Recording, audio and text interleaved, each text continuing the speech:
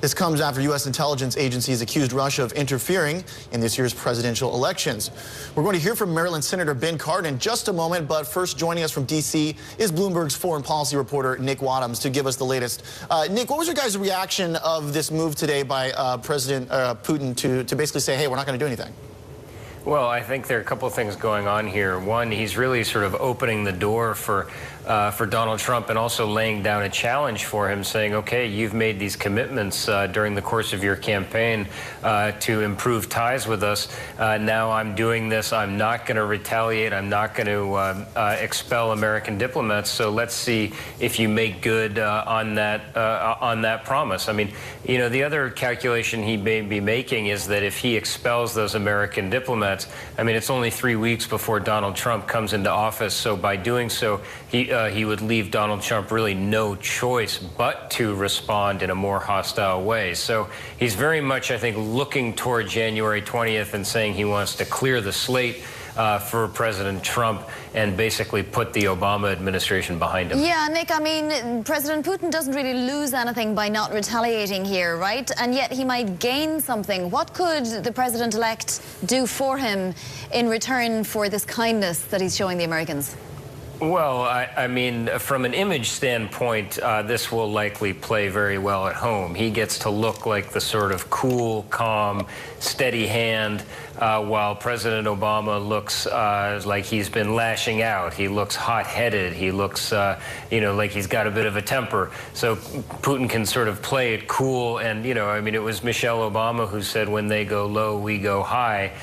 You know, Vladimir Putin even used language sort of saying that they would take the high road in dealing with this, and sort of made this offhanded remark, you know, oh, by the way, we also wish President Obama and his family a happy holiday. So he's very much trying to sort of take the cool and calm approach to make Obama look a little bit sort of hot-headed by comparison. Nick, just real quickly, when we're talking about what happened today, we basically had sort of two different opinions from Russia, right? What do you make of Putin overruling the earlier statement that they were going to do something about it?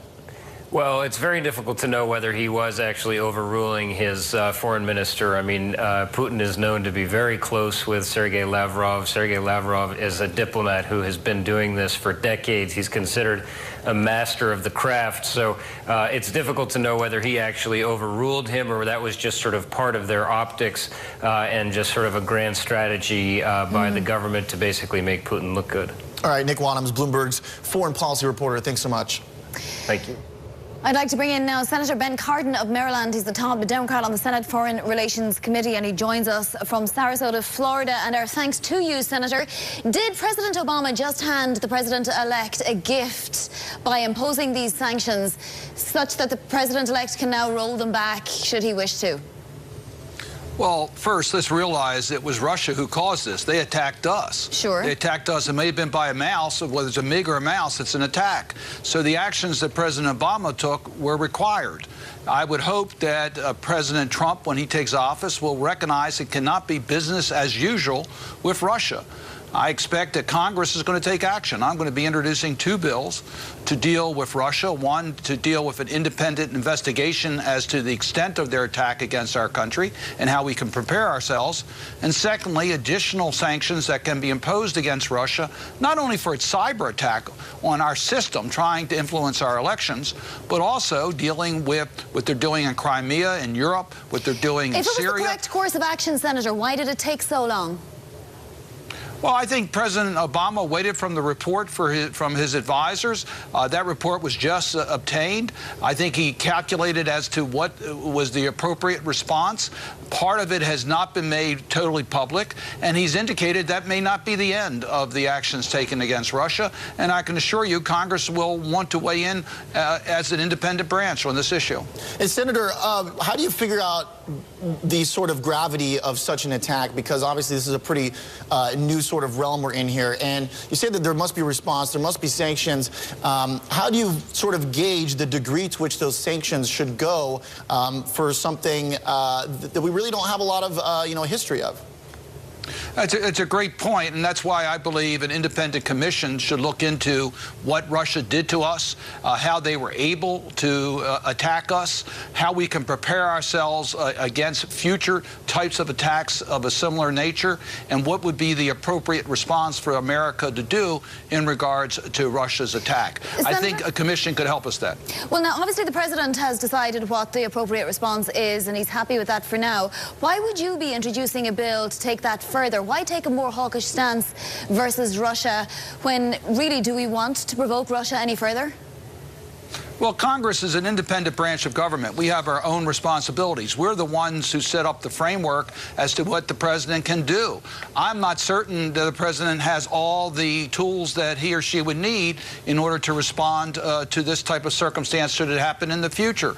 So I think it's important for Congress to weigh in to make sure that we speak as well as the administration against a country that attacked us. Senator Cardin, have you talked to Republicans about how they feel about furthering sanctions and whether or not they have any insight into whether or not Trump will go and repeal or undo whatever sanctions are put into place? Well, that's an important point. What I'm doing will be done in a bipartisan manner. I expect that there will be Republicans and Democrats joining together in regards to additional sanctions. We've felt that the sanctions that were imposed in regards to Russia's invasion of Ukraine were important, but they need to be strengthened. Now we have the cyber attack. In addition, we have Russia complicitous in potential war crimes in regards to what's happening in Syria. All that requires us on a bipartisan basis to make sure that we have appropriate sanctions against Russia. Senator, what's your reaction to the potential, and as of now it's going ahead, ceasefire tomorrow night in Syria, brought about in part by the Russians? Well, you know, we've heard this before. Russia has said many times that we're going to have ceasefires, and the next thing we know, that humanitarian convoys are attacked and people are killed. So we have not seen Russia deliver. We heard that we were going to have a ceasefire in regards to Ukraine with the Minsk agreements. Russia violated that. You can't believe what they say. Yes, we want a ceasefire. Yes, we need humanitarian access to help people who are in desperate need. And we'll do everything we can, including working with Russia, to achieve that. But I must tell you, we want to see action. We just don't want to see some more words. Senator, let's talk about working with Russia, because you've been quoted saying you're deeply troubled by Rex Tillerson's stance on Russia and the new Secretary of State. Maybe I'm a simpleton, but help me figure out why we wouldn't want to have improved relations, or maybe have somebody in there that can work with these people and has experience with these people. When you look back at the Cold War, and really the hallmark of that very tense period, of course, was a lack of communication and secrecy. Well, Mr. Tillerson will have a confirmation hearing early in January. We're going to have a chance to question him. Obviously, his experience in dealing with foreign powers is important, but can he separate his previous commercial interests and do what's important for America? There are going to be questions that we're going to want to ask during the confirmation process. We have that responsibility. So it doesn't disqualify him. It's just a matter of concern as to whether he can differentiate between a responsibility as the CEO of a major energy company and now being the Secretary of State, our top diplomat. Do you still want to see his tax returns? Have we made any progress on that? Yeah, absolutely. I want to see his tax returns. He has a complicated financial circumstance. He has never been vetted for a public office that I'm aware of, so he hasn't gone through any of the vetting process. What Senator Corker and I agreed to do is wait till we see his financials, and then I will make a judgment as to how important the tax returns are. Can I also ask you a little bit about the potential repeal or replacement at some point of the Affordable Care Act? Senator, we had Jonathan Gruber on this morning, one of the architects of what's now in place in Massachusetts and around the country, the exchange system. And he said regarding Tom Price and his appointment to the cabinet that, there are no Republicans that'll join Democrats in blocking this appointment. Just have a listen. I don't think there's been any Republicans who've spoken up against Tom Price, so I don't see how Democrats can block it. Obviously, he'd be a terrible appointment in the sense that he has made statements that are really incorrect and show a lack of basic understanding of how healthcare works in the U.S. I think the important thing to remember is just because someone's a doctor doesn't mean they understand the healthcare system. What is the outlook, Senator, and what will you do in order to stop the repeal of Obamacare? And Mr. Price will come before the Senate Finance Committee, and I'm a member of that committee, so I'll have a chance during the confirmation process to question him. In regards to the Affordable Care Act, it has been a success. It's not only been a success. Even if we allow for that, the facts are that the Republicans are going to try and repeal all or some of it. How are you going to stop that happening when you won't even be able to stop the appointment of Tom Price? Well, what we're going to do is by our voices and our votes, we're going to do everything in our power to protect the progress we've made under the Affordable Care Act. In my own state of Maryland, I've heard from our state health officials as to the impact if we repeal the Affordable Care Act. It's not only going to hurt those who are able to get affordable health coverage as a result of the Affordable Care Act, it's also going to hurt those who have had insurance, because they're now going to be required to pay more because of cost shifting. People who don't have health insurance who use our health care system. It's going to have a major impact. Republicans disagree, Senator. With all due respect, Republicans disagree, and they will fight this.